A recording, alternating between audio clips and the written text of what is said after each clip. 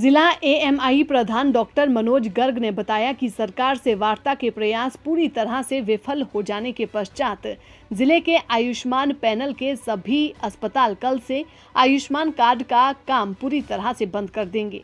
आपको बता दें कि पिछले कुछ दिनों से चिरायु कार्ड का काम भी इन अस्पतालों ने पूरी तरह से बंद कर रखा है।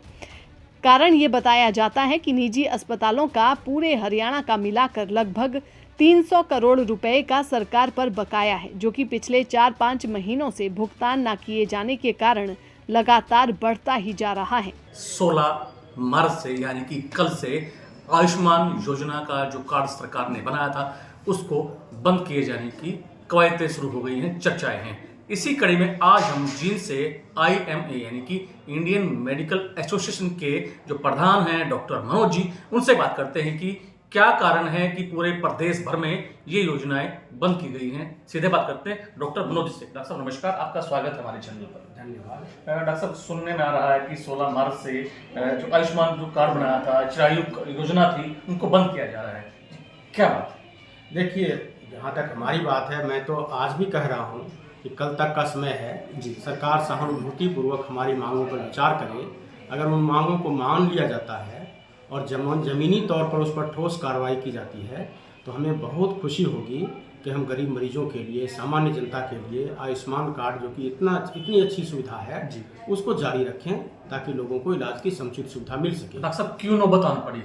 इसलिए कि पिछले कई महीनों से पेमेंट बंद है सरकार की तरफ से। जैसे हम इलाज कर रहे हैं तो इलाज करने के बाद जो 15 दिन का प्रावधान था सरकार से, जो हमारी शर्तें तय हुई थी, उसके अनुसार 15 दिन के अंदर सरकार को भुगतान करना चाहिए। जी डॉक्टर साहब, कितनी पेमेंट बकाया है सरकार की तरफ? अभी 3, 4, 5 महीनों से सभी अस्पतालों के पेमेंट बकाया है जी।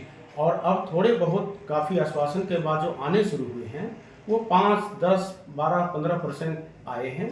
वो भी थोड़े थोड़े करके आए हैं जी। और उतना ही इकट्ठा भी हो गया होगा इतने ही समय में जी। तो इसलिए कुल मिलाकर के ऐसा लग रहा है कि कोई भी समुचित कार्यवाही नहीं हुई है जी। और एक अनुमान है ऐसा कि करीब 300 करोड़ के आसपास की राशि संभावित रूप से बकाया है। हालांकि इंडिविजुअली किसी एक व्यक्ति के लिए इसका आकलन करना संभव नहीं है जी, लेकिन चूंकि इतने सारे अस्पताल हैं पूरे राज्य के अंदर और सबके बकाया है 10, 20, 30 लाख की राशि करीब सभी अस्पतालों की बकाया है जी।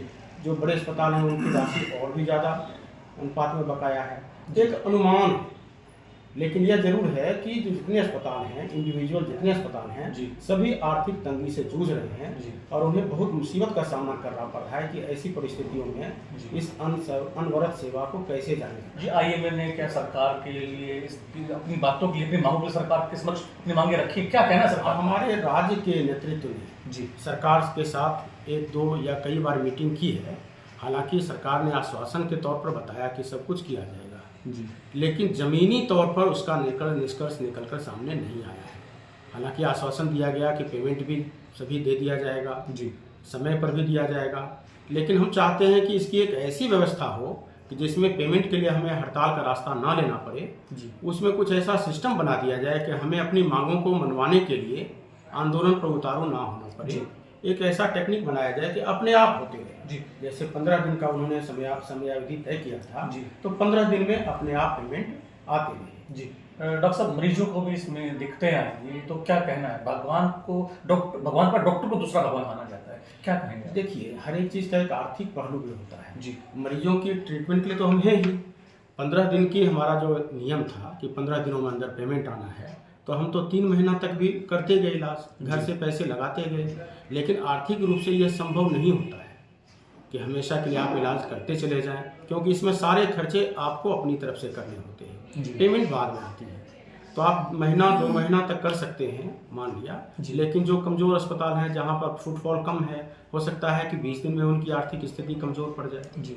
तो इसलिए मैं हमारी सरकार से अनुरोध है कि कृपया हमारी स्थिति को भी समझा जाए और हमें इस तरह की परिस्थितियाँ दी जाए कि हम इस इलाज को अनवरत रूप से जारी कर सकें, क्योंकि हम तो इस इलाज को करने के लिए हमने सरकार से अनुबंध किया था जी। मकसद था कि इलाज को हम करें, हमारा पेमेंट आते रहे, हम आगे का भी इलाज करते रहें।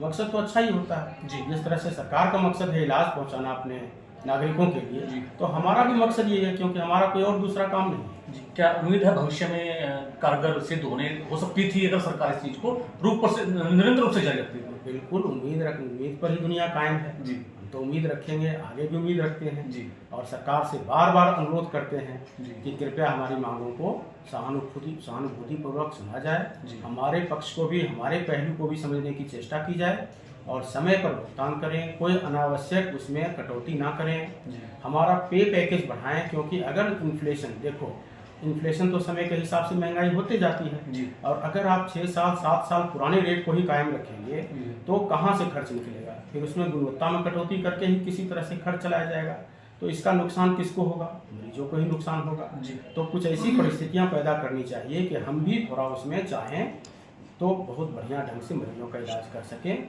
और उत्तम कोटि का इलाज दे सकें। तो इसलिए हमारी मांग है कि पे पैकेज भी बढ़ाया जाए, उसे समय पर लागू किया जाए और इसके अलावा जो चिरायु कार्ड है जी। जिसके लिए कि हमारे सरकार से विशेष रूप से हम वार्ता के हकदार हैं जी। कि चिरायु कार्ड के अंदर जब समस्त पॉपुलेशन को, सारी ही पॉपुलेशन को शामिल करने की अब योजना है जी।